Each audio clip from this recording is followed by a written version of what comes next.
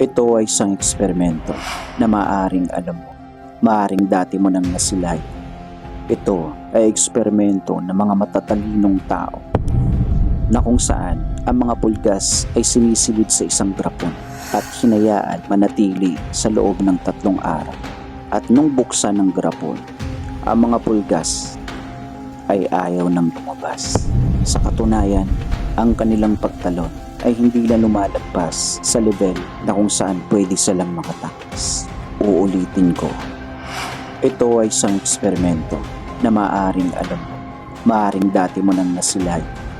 Ito ay eksperimento ng mga matatalinong tao na kung saan ang mga pulgas ay sinisilid sa isang grapon at hinayaan manatili sa loob ng 3 araw.